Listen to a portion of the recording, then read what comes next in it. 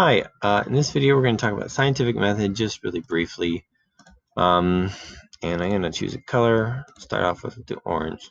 So scientific method and the steps in it. And so you probably talk about this in every science class you've ever had in your life, and you probably will again. So I'll keep it brief and just let you know people have different versions of this that they like to give and different little speeches and sermons that I like to deliver on this. I'm not going to do that. Just going to give some basic points. So there's some basic steps to the scientific method. Observation, question based on the observation, hypothesis, possible answer to that. Do some sort of experiment, something that you can either validate or invalidate your hypothesis with. Analyze the experiment to decide whether it validated or invalidated your hypothesis. And then that sort of includes the last one, conclusion. And a lot of people talk about this as like a cycle, like one thing leads to the next, and then eventually you're back at the beginning. Once you are at your conclusion, that's sort of an observation. And you can ask another question about that. And that's truly valid. Really quickly, there are some assumptions that the scientific method has, and the assumptions are that we can observe, or what we observe reflects in some way truth, and that we can dispassionately or in an unbiased fashion arrive at true or objectively true conclusions based off of that. And so these are philosophical assumptions that you need to have in place first. Now, as soon as those philosophical assumptions go out the window, then this is pretty much useless. So don't even attempt in those circumstances to use the scientific method. An example of that would be, suppose that somebody has a theory that this entire world is an illusion and that nothing in it, not just that this entire world is an illusion, but that nothing in it has any truth to it at all.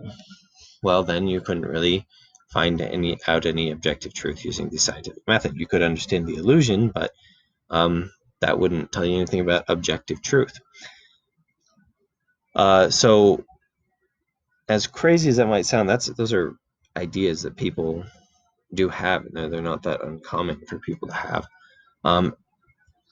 It's just important that you don't try to mix the scientific method into that, because if observation doesn't do anything for you, then you can't have an observation-based system. Generally, also, we like to have, the reason we like this sort of experiment portion is not the only reason, is that other people can do it. Somebody else can do it, and they can have the same result or a different result, and then we can compare sort of our answers. If we have something that that we can't replicate, or that you're not supposed to be able to replicate, or something like that, then it's sort of hard to do science with that. So, for example, if I ask Mary out on a date and she says yes, and you ask Mary out on a date, well, it's not really replicable. She might say yes to me and not to you, or to you and not to me. So things that involve a lot of choices, are not necessarily replicable. So psychology will replicate things.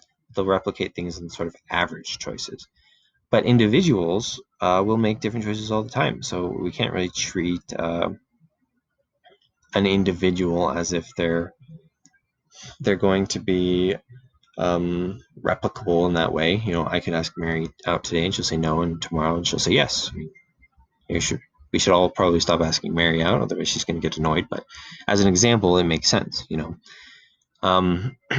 So not everything can be pursued in sort of this dogmatic way.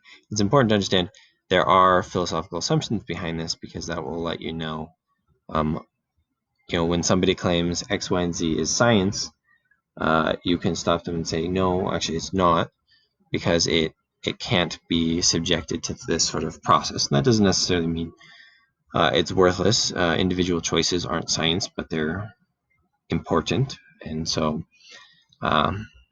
it is an important thing to keep in mind.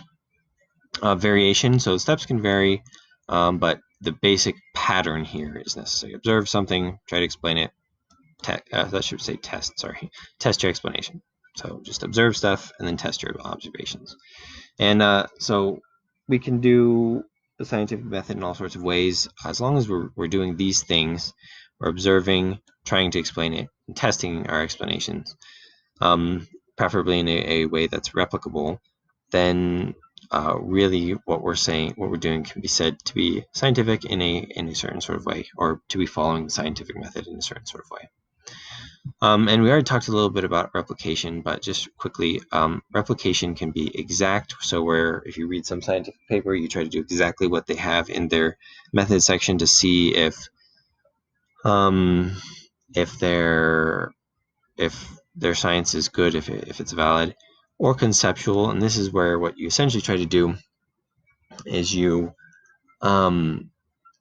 test to see how generalizable their conclusions are. So, for example, if I have some sort of study where I say wood catches fire at 150 degrees Celsius, and I did an exact replication, I would take the exact sort of wood that you took, subject it to 150 degrees Celsius, and see if it catches fire.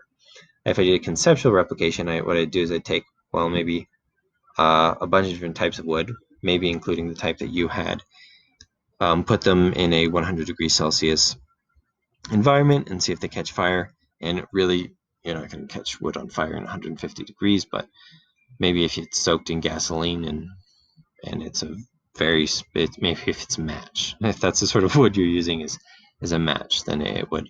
But so that's exact replication versus conceptual replication. And both are necessary for a healthy scientific method and for scientific organizations. If we don't replicate our results, then we'll be proceeding and putting money into things that are built on assumptions that may just be false. So there is a somewhat of a replication crisis in certain fields and really in science in general. A lot of research isn't replicatable. In one meta-analysis of only 36% of psychological studies could be replicated. There are lots of reasons: falsification, small sample sizes, poor methods, p-hacking, where you repeat something over and over again until you get a p-value or a significance value statistically that is what you want. Scientific culture of innovation, so where you say, I want something new, not necessarily right. We really want things that are right, so we should be doing replications. And if people know that replications aren't going to be done, then they're not going to really bother to do necessarily their best work. Also, sometimes replications are performed poorly, and the results apply only to very specific circumstances, like in my study below, or that my hypothetical study I talked about earlier. Matchwood might ignite at 150 degrees Celsius, but pretty much no other wood will. So if you're putting a match in that circumstance, it will, but you'll have trouble replicating that experiment because it's only in that very specific circumstance that you're going to see things replicated. Okay, well, that's it, and happy sailing.